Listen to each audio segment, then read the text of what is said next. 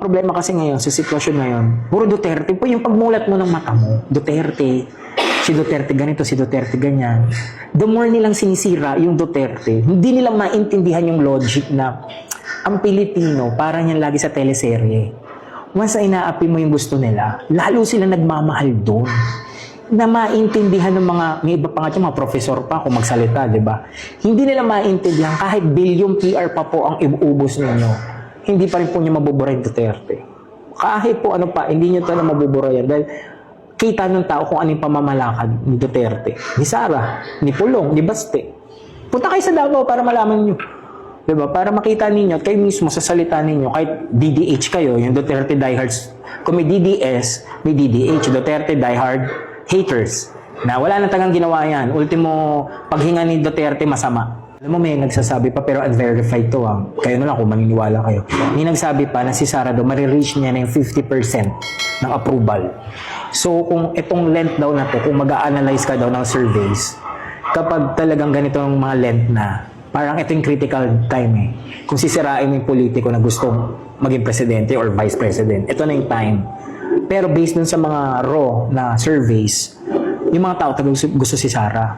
So, nahihirapan yung mga ibang PR firm na gumawa ng parang para wasakan si Sara.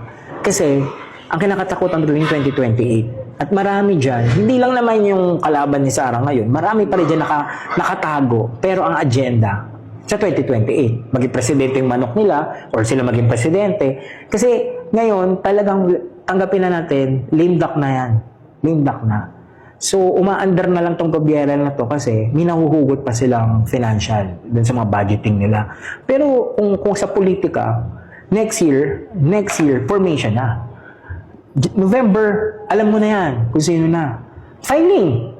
Diba? Next 2027, filing November. Campaign na lang January. Pero technically, January pa lang. Campaign na yan. Eh, sa aga ni Sara nag-declare. So, talagang, kumbaga, sa kanyon, sa kanya talagang lahat. Ipagdasal na lang natin na sana magising na yung mga ayaw magising na isipin muna natin yung bayan natin bago yung politika. Kasi hanggat hindi natin iniisip yung bayan, magwawatak-watak talaga tayo, masisira talaga yung bayan natin. So, yung 2028, kung natatakot sila kay Sara, matakot talaga sila.